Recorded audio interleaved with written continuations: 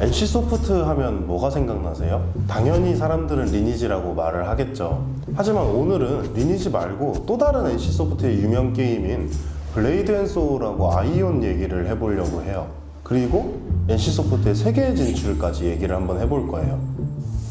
블레이드 앤 소울이랑 아이온으로 시작하는 이유는 이 두 게임이 NC소프트의 글로벌, 특히 북미 유럽 지역 진출하고 굉장히 밀접한 관계가 있기 때문이에요. 김택진 NC소프트 대표이사 사장, 그러니까 택진이 형은 2008년, 10년도 더 넘었죠. 그때부터 이미 글로벌 시장에 게임에 진출할 때 북미 유럽 시장에서 성공하는 게 얼마나 중요한지 계속해서 얘기를 해왔어요. 10년이 지났지만 이 택진이 형의 꿈은 아직까지 이루어지지 못한 것 같아요. 2020년 3분기 기준으로 NC소프트의 게임 중에 해외 매출 비중이 18% 정도밖에 안 돼요. 경쟁사인 넥슨이나 넷마블에 비해서 굉장히 낮은 수준이죠. 이 18%도 대부분 택진 형의 꿈이었던 북미 유럽 시장이 아니라 리니지 M이 성공한 대만 지역에서 나오고 있어요. 블레이드 앤 소울하고 아이온, 이게 신작이 이제 내년에 둘 다 나오거든요. 이 두 지식재산의 성공이 중요한 게 바로 이 지점입니다. 둘 다 북미 유럽 지역에서 한 차례 성공을 거둔 적이 있었던 지식재산들이거든요. 블레이드 앤 소울은 PC 버전이 이제 출시됐을 때 출시 당시에 북미 유럽에서 심지어 무협이라는 서양인들한테는 굉장히 친숙하지 않은 장르임에도 불구하고 상당한 인기를 끌었어요. 사람들은 이 블레이드 앤 소울에 나오는 뭐 경공이라든지 합격기 이런 특이한 시스템에서 이제 그 이유를 찾았죠. 그리고 아이오는 아예 이 지식재산이 개발될 때부터 바로 북미 유럽을 겨냥하고 나온 지식재산입니다. 심지어 이 아이온을 출시할 때, 북미 유럽 지역에 출시할 때 NC소프트에서 현지 판타지 소설 작가들을 대거 고용해서 번역이 서양 문화에 맞나 이런 거를 검수를 맡길 정도로 굉장히 심혈을 기울였다고 해요. 아까 2008년에 김택진 사장이 북미 유럽 시장의 그 중요성을 강조하면서 했던 말 있잖아요. 그것도 아이온 출시 기념 기자간담회에서 했던 얘기예요. 그리고 실제로 아이온도 출시 초기에 북미 유럽 지역에서 상당한 성공을 거뒀죠. 자, 이제 이 NC소프트한테 블레이드 앤 소울과 아이온이 왜 그렇게 중요한지 답이 나오죠. 이 택진 형의 꿈이라고 할 수 있는 이 북미 유럽 시장에서 이 두 가지 지식재산은 모두 한 번씩 성공을 맛봤습니다. 결국 NC소프트가 북미 유럽 시장을 공략하는 데 있어서 이 두 가지 지식재산이 바로 비장의 한 수가 될 수 있다는 거죠. 그러면 잠깐 NC소프트 얘기를 하는데 리니지 얘기를 안 할 수가 없죠. 리니지 얘기를 또 한번 해볼게요. NC소프트는 리니지로 엄청난 성공을 거뒀어요. 사실 리니지 M과 리니지 2M은 계속 1위, 2위를 하고 있잖아요. 하지만 문제는 리니지의 성공은 철저하게 내수용 성공이라는 겁니다. 그리고 NC소프트는 물론 이 리니지를 통해서도 해외 진출을 시도하고 있어요. 그리고 몇 개 성과도 보기도 했고요. 하지만 사실 약간 절반의 성공이다 이런 느낌이 납니다. 그렇다면 리니지는 왜 내수용이라는 이 이미지를 벗지 못하고 있는 걸까요? 이건 바로 리니지라는 지식재산의 특성에서 나옵니다. 이 리니지라는 지식재산의 특성은 그냥 리니지라는 한마디로 설명이 돼요. 우리나라의 이 수많은 게이머들이 1990년대 후반부터 저도 이 주사위 던져서 캐릭터 만들던 시절부터 오랫동안 리니지와 함께 쌓아온 이 경험, 이것 자체가 리니지의 경쟁력이라는 겁니다. 이 게이머의 경험이라는 경쟁력을 가장 잘 설명해주는 예시가 바로 바츠해방전쟁이라는 사건입니다. 들어보셨을지 모르겠어요. 아마 리니지 하시는 분들은 모르는 분들이 없을 텐데 이 리니지2에 바츠 서버라는 데가 있었는데 그 바츠 서버를 DK 길드라는 데가 무력으로 점거하고 거기서 나오는 막대한 경제적 이득을 독점하고 있었어요.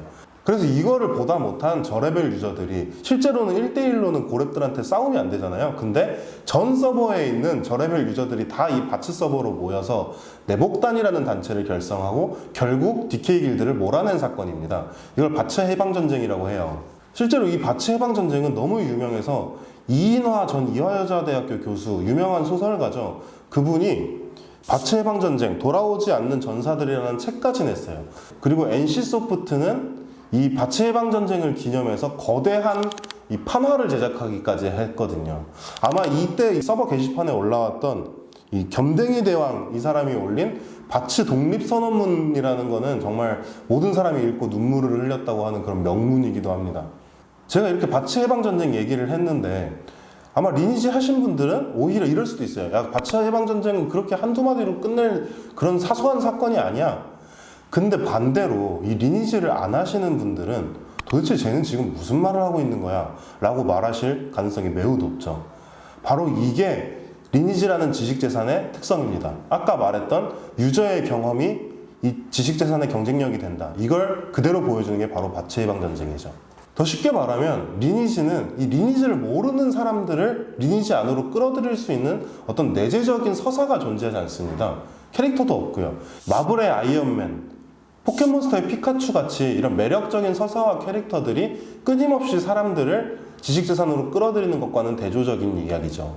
바로 이런 이유 때문에 NC소프트에게는 리니지를 모르고 있는 북미 유럽 사람들을 끌어들일 수 있는 대형 지식재산이 필요했던 겁니다. 진서연이나 포하란 같은 그런 매력적인 캐릭터에서 나오는 블레이드 앤 소울의 경쟁력, 그리고 천족과 마족의 끊임없는 대립을 그 천족이란 마족 각각의 진영에 플레이어가 소속해서 느끼면서 체험하게 되는 이런 아이온이라는 지식재산의 경쟁력, 이게 NC소프트한테 꼭 필요했던 거죠. 이 두 가지 지식재산을 들고 NC소프트가 북미 유럽으로 진출한다고 할 때 여기서 부각되는 사람이 바로 김택진 사장의 아내 윤송이 NC웨스트 대표이사 사장입니다. NC웨스트는 NC소프트의 북미 유럽 사업을 총괄하고 있는 북미 유럽 자회사예요. 최근 NC소프트가 북미 유럽 시장 공략에 힘을 쏟으면서 이 NC웨스트의 역할도 계속해서 커지고 있죠. NC소프트 관계자에 따르면 이 블레이드 앤 소울 2와 아이온 2가 북미 유럽 지역에 출시된다면 이 운영은 NC웨스트에서 맡게 될 가능성이 굉장히 큽니다. 앞에서 블레이드 앤 소울하고 아이온 PC판의 성공에 대해서 얘기를 했는데요. 그때 아마 듣다가 이런 생각을 하셨을 수 있어요. 왜 초반에 성공한 것만 얘기를 하지? 맞아요. 이 두 지식재산 모두 사실 초반에 반짝 성공하기만 했어요. 그리고 그 실패는 운영이라는 데서 찾는 사람들이 굉장히 많습니다. 이 NC소프트가 국내에서 게임을 운영하던 이 방식이 북미 유럽 사람들하고 잘 맞지 않았던 거예요. 우리나라나 아시아의 게이머들은 페이 투 윈이라는 과금 방식에 굉장히 익숙합니다. 하지만 북미 유럽 지역에서 인기가 많은 MMORPG, 뭐 예를 들어 와우나 길드워 2 이런 것들은 대부분 페이 투 플레이 방식을 채택하고 있습니다. 북미 유럽 지역에서 흥행을 위해서 운영이 중요하다면 이 북미 유럽 사람들에게 맞는 현지화된 운영 방식을 택해야겠죠. 북미 유럽 지역에 집중해 사업을 펼치고 있는 윤송희 사장의 NC웨스트에게 마련된 과제라고 볼 수 있을 겁니다.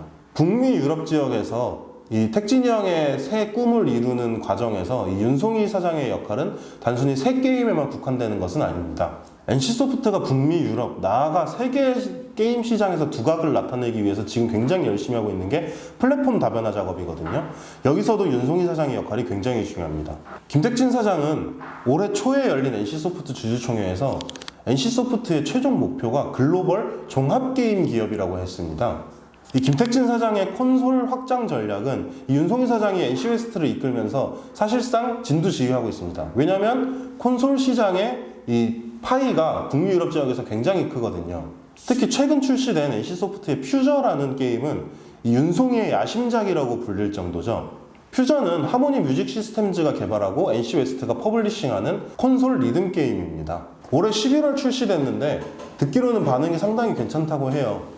제가 NC소프트 관계자한테 한번 물어본 바로는 판매량이나 이런 걸 정확하게 집계해 줄 수는 없지만 반응이 좋다라고 말하기에 전혀 무리가 없는 수준이라고 얘기를 하더라고요. 그래서 저도 이 말만 듣고 되게 신기해서 한번 찾아봤는데 아마 메타크리틱이라고 게임 좋아하시는 분들은 많이 아실 텐데 이제 게임 평가하는 사이트거든요. 여기서 퓨저의 전문가 점수가 82점이에요. 이 82점이 어느 정도 수준인 거냐면 올해 콘솔 시장에서 굉장한 인기를 끌었던 고스트 오브 스시마나 그다음에 어쌔신 크리드 바랄라 이런 게임들과 비슷한 수준의 점수입니다. 퓨저뿐 아니라 NC소프트는 또 다른 콘솔 게임도 준비하고 있어요. 가장 유명한 게 프로젝트 TL과 프로젝트 A2죠. 프로젝트 TL은 리니지입니다. TL이 더 리니지의 약자예요. 그리고 프로젝트 2는 아까 앞에서 말했던 아이온 지식재산을 기반으로 만들어지고 있는 콘솔 게임입니다. 아직 구체적 계획이 발표되진 않았지만 이 프로젝트 TL과 프로젝트 A2 역시 북미 유럽 지역 서비스에는 당연히 NC웨스트가 굉장히 큰 역할을 할 가능성이 매우 높습니다. 물론 지금까지 설명한 것들은 이 NC소프트의 글로벌 확장, 북미 유럽 확장이라는 큰 전략에서 윤송희 사장이 맡게 될 매우 작은 몇 가지 역할들에 불과합니다. 실제로 윤송희 사장은 NC 웨스트뿐만이 아니라 이 NC소프트 본사에서 글로벌 최고 전략 책임자를 맡고 있어요. 말 그대로 이 NC소프트의 글로벌 사업을 이 윤송희 사장이 총괄하고 있다는 거죠. 이렇게 놓고 보면 그림이 되게 재밌어요. 우리 택진이 형의 10년이 넘은 이 북미 유럽 시장 글로벌 진출의 꿈, 이거를 아내인 윤송희 사장이 나서서 진두지휘하고 있다는 거죠. 이제 이쯤 되면 NC소프트가 그리고 김택진 사장이 이 글로벌 진출을 위해서 얼마나 많은 공을 들여왔는지 한번 살펴보면 재밌을 것 같아요. 혹시 일렉트로닉 아츠 알고 계세요? 일렉트로닉 아츠는 안 들어보셨어도 다들 EA는 들어보셨을 거예요. EA 스포츠 in the game 하는 거 있잖아요. EA Sports. It's in the game. 2008년부터 북미 유럽 진출에 목말라 있던 김택진 사장은 2009년에 아이온을 북미 유럽에 진출을 했어요. 그리고 2012년에 바로 이 EA를 인수하겠다고 발표를 합니다. 그냥 너무 덩치가 크니까 그냥은 인수를 못하고 넥슨의 김정주 대표와 같이 공동으로 인수할 결의를 했어요. 이 김택진 사장이 EA를 인수하려고 한 목표는 너무나 명확하죠. 이 EA가 가지고 있는 수많은 글로벌 지식 재산들, 제가 일일이 말하면 입이 아플 것 같아서 여기 자막으로 깔 건데요. 하여튼 이 수많은 이 지식 재산들을 NC소프트가 흡수를 한다면 북미 유럽 시장 진출은 정말 따놓은 당상이 될 수 있겠죠. 하지만 결국 이 인수 시도는 EA와의 견해 차이로 실패를 하고 맙니다. 이 EA는 단순한 이제 지분 투자를 원했다고 하고, 김택진 사장은 목표가 목표이니만큼 이 게임 개발 권한을 포함한 전체적인 경영권을 원했다고 해요. 이후 이제 김택진 사장의 꿈은 다시 블레이드 앤 소울로 이어집니다. 초반에 인기는 굉장히 좋았지만 아까 말했듯이 결국 운영 미숙으로 인해서 와우나 뭐 파이널 판타지 14 그리고 펄어비스의 검은 사막 같은 그런 게임들에 밀리고 말았습니다. 2020년 3분기 기준으로 NC소프트의 해외 매출 비중은 18%밖에 되지 않습니다. 75%의 매출을 해외에서 내고 있는 넷마블과 비교되죠. 여기서 이 넷마블과 NC소프트의 글로벌 사업 모델을 비교해보는 것도 재밌을 것 같아요. 이 넷마블은 철저하게 자기들의 IP가 아니라 사온 IP, 해외에서 잘 먹힐 것 같은 IP를 사와서 해외로 진출하는 전략을 펴고 있어요. 넷마블이 사실 해외 진출을 시도한 건 NC소프트보다 늦었거든요. 근데도 굉장히 빠른 시간 안에 75%라는 해외 매출 비중을 달성한 것은 바로 넷마블의 이런 전략이 굉장히 주요했다, 이런 평가를 받고 있습니다. 물론 당연히 단점도 있습니다. 넷마블은 이 지식재산을 사용하기 위해서 계속 이제 돈을 내야 되기 때문에 이 돈이 상당히 비용 부담으로 작용하고 있다고 해요. 그래서 최근에는 자체 지식재산을 만들기 위해서 굉장히 많은 노력을 하고 있는 것으로 알려졌습니다. NC소프트 같은 경우는 사실 택진형의 꿈이긴 하지만 절박하진 않죠. 왜냐하면 리니지 M이랑 리니지 2M을 우리나라에서 돈을 긁어 모으고 있으니까요. 하지만 넷마블에게는 이런 캐시카우가 조금 NC소프트보다는 부족했던 거죠. 김택진 사장은 최근 다시 한번 이 글로벌 진출을 전면에 내걸고 이 꿈을 향해서 달려나가고 있습니다. 유행어를 쓰자면 이 택진이 형이 나는 아직도 목이 마르다, 이렇게 얘기를 하고 있는 거죠. 가장 대표적인 사례가 2019년 11월에 NC웨스트에 단행한 약 1,300억 원 규모의 유상증자입니다. 이외에도 북미 유럽 지역 투자와 신사업 개발을 위해 NC웨스트 아래다가 새 자회사를 세우고, 또 이 NC소프트 본사에서 굉장히 중요한 위치를 차지하고 있는 주요 임원을 윤송희 사장의 바로 직속 부하로 배치하는 등 굉장히 글로벌 진출을 위해서 많은 노력을 하고 있습니다. 과연 윤송희 NC웨스트 사장은, 그리고 이 블레이드 앤 소울과 아이온이라는 리니지가 아닌 두 가지의 지식재산은 북미 유럽 시장 진출이라는 이 오랜 꿈을 이뤄줄 열쇠가 될 수 있을까요? 오늘 꽃구경 이야기는 여기까지고, 들어주신 분들도 다 감사드립니다. 저는 돌아옵니다.